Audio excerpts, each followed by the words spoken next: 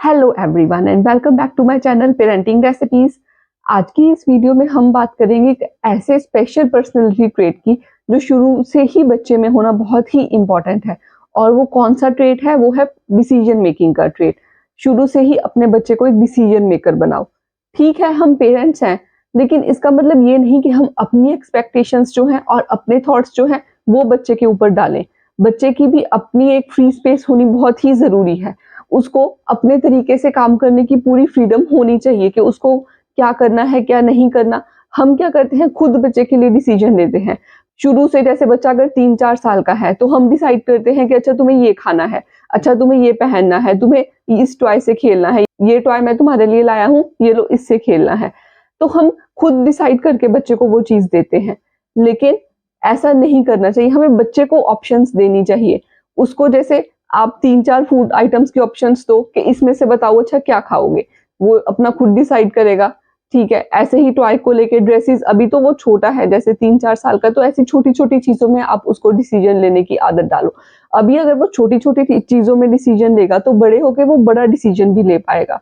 क्योंकि अभी तो हम उसके डिसीजन ले रहे हैं, जब वो बड़ा होगा तो कुछ ऐसी सिचुएशंस होती हैं, कोई करियर ऑप्शन है या कुछ है जिसके बारे में हमें इतनी नॉलेज नहीं होती। उस टाइम हम बच्चे को बोलते हैं कि तुम खुद अपना डिसीजन लो, तुम्हें इसके बारे में ज्यादा बेटर पता होगा। जब हमने उसे शुरू से ही हैबिट नहीं डाली डिसीजन लेने की, तो वो बड़ा होकर भी कैसे डिसीजन ले पाएगा।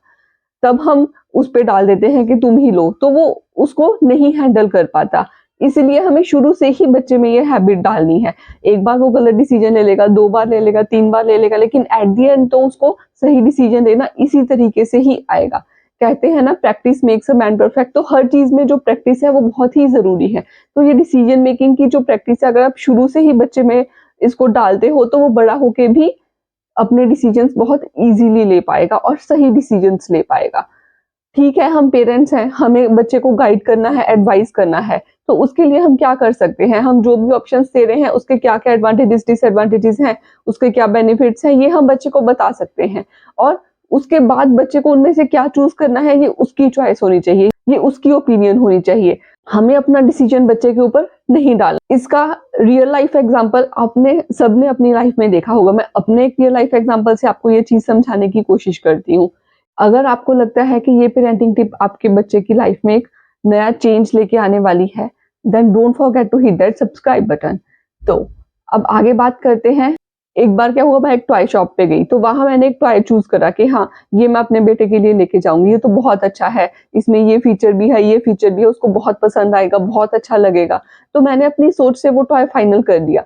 लेकिन कहीं ना कहीं मैंने ये सोचा कि ठीक है, एक बार उसको भी लाके दिखा दूंगी और उसके बाद ही इसको फाइनल करूंगी, क्योंकि वो थोड़ा एक्सपेंसिव था। तो उसके बाद क्या हुआ, जब मैं अपने बेटे को साथ लेके गई उसी टॉय शॉप पे, उसको वही टॉय दिखाया कि अच्छा ये देखो, हम ना ये लेंगे अब टॉय। तो उसको वो पसंद नहीं आया। उसको वो 200-300 रुपए वाली कार ही पसंद आई। उसको उसी में ही बहुत इंटरेस्ट आया। तो वो उसी को ही लेके इतना खुश हुआ कि उसने तो उस टॉय की तरफ देखा भी नहीं। तो मैंने तब ये कंक्लूड करा कि अगर मैं अपने माइंड से, अपने थॉट से वो टॉय ले जाती कि बच्चे को पसंद आएगा, तो वो उसमें सेटिस्फाई नहीं होता, चाहे वो कितना भी महंगा था।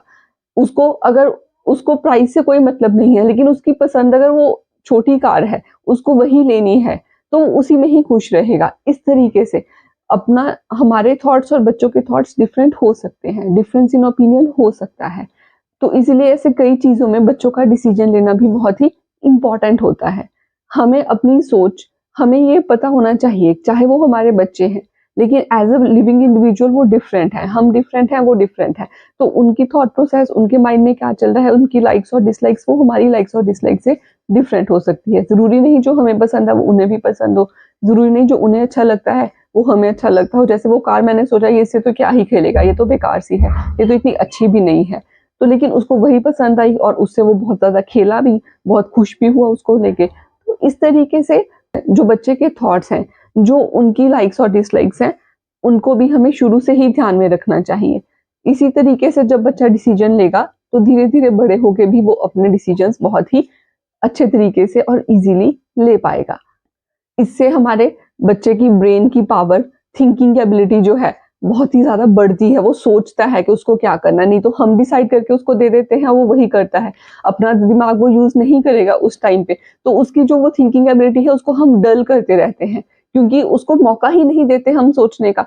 जब तक उसके दिमाग को सोचने का मौका नहीं मिलेगा, तो वो कैसे सोचेगा? जब हम उसे मौका देंगे, उसको कहेंगे कि सोचो, तभी वो सोचेगा। इसी से ही वो जब बार-बार सोचेगा, इस तरीके से ही उसकी जो थिंकिंग एबिलिटी है वो बढ़ेगी। नहीं तो इस अगर हम ही डिसाइड करते रहेंगे तो उसकी जो थिंकिंग एबिलिटी है वो धीरे-धीरे कम होती जाएगी, क्योंकि उसको सोचने का हम मौका ही नहीं दे रहे। सो आई होप आपको ये वीडियो अच्छी लगी हो। अगर अच्छी लगी है तो इसे लाइक करें, शेयर करें, चैनल को सब्सक्राइब करें and don't forget to follow me on Instagram too. Till then, bye bye and happy parenting.